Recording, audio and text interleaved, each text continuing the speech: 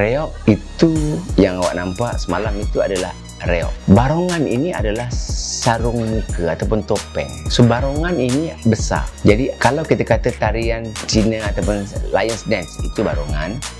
Bali yang awak tengok pakai rahwana itu pun barongan. Tarian naga juga adalah barongan. Barongan ini adalah sebenarnya lebih besar.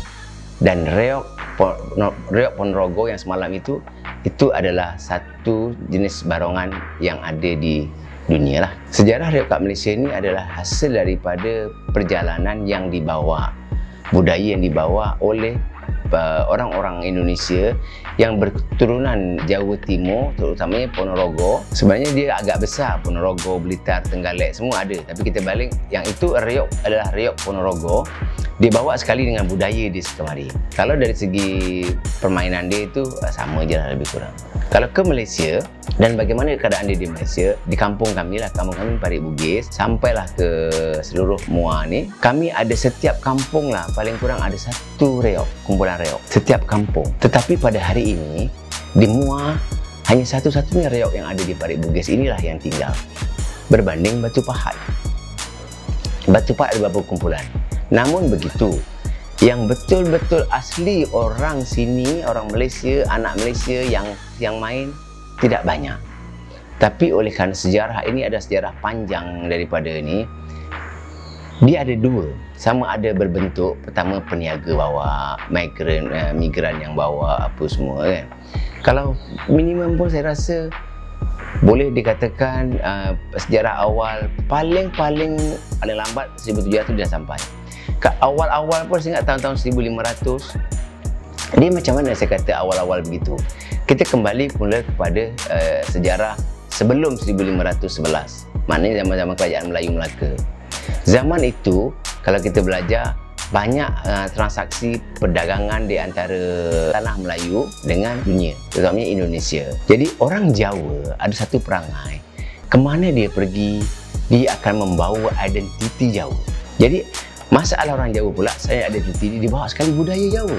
Benda ini adalah penting bagi mereka untuk menjaga keselamatan mereka. Kerana keselamatan mereka bagaimana? Musuh mereka pada zaman itu bukanlah apa kita panggil peperangan. Apabila dah masuk jadi migran duduk di kebun, musuh dia siapa? Binatang buas. Binatang buas. Jadi binatang buas ini, secara ininya, dia ada acara kita panggil bersih-bersih kebun, bersih-bersih kampung.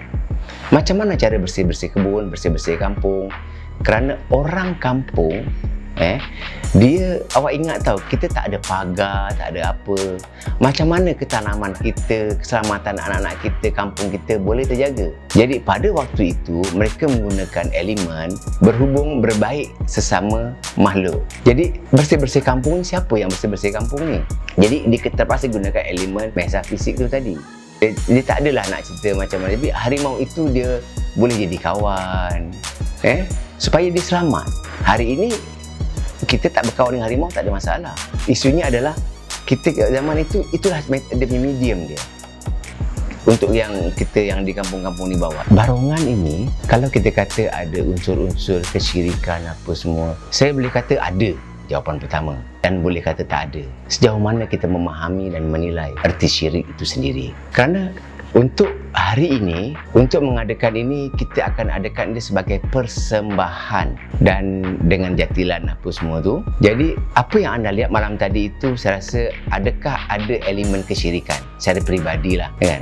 Tidak ada. Okey. Tapi boleh tak kita jadikan dia satu yang dikata elemen kesyirikan? Orang kata yang mana syirik? Orang kata pemujaan. Pemujaan yang sebagaimana syirik? Dia kata nanti dia memuja ni memanggil roh-roh lain apa semua. Dia gini dia, ruh ni ataupun elemen metafizik ini, dia sebenarnya tak perlu dipanggil, dia ada.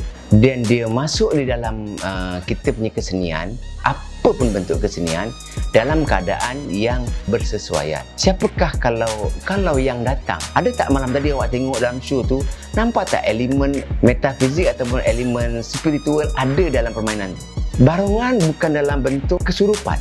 Tapi untuk anda semua tahu bahawa barongan ini adalah yang menjadi elemen kita panggil yang menjaga penyeri dia adalah watak-watak raja-raja dan dewa-dewa. Dia tak akan masuk di dalam tubuh orang itu untuk menyurupi, untuk bermain, tidak. Tapi bila topeng itu dipakai, otomatik dia bergerak sendiri. Apa yang dilakukan itu adalah ikut pergerakan jiwa dia, hati dia. Dia akan datang gini, tangan dia macam tu, dia tengok atas. Kerana itulah dia kita panggil reok ataupun barongan. Jadi elemen yang masuk ke dalam badan dia berbentuk wajah dan seri muka. Kita tak perlu lagi wajah dalam bentuk yang kata macam orang main kuda kepang, bukan. Dia ada berbeza. Jadi jiwa dia naik. Memang sebenarnya itulah dia. Tapi bila kita diskusi yang panjang, itulah jawapannya.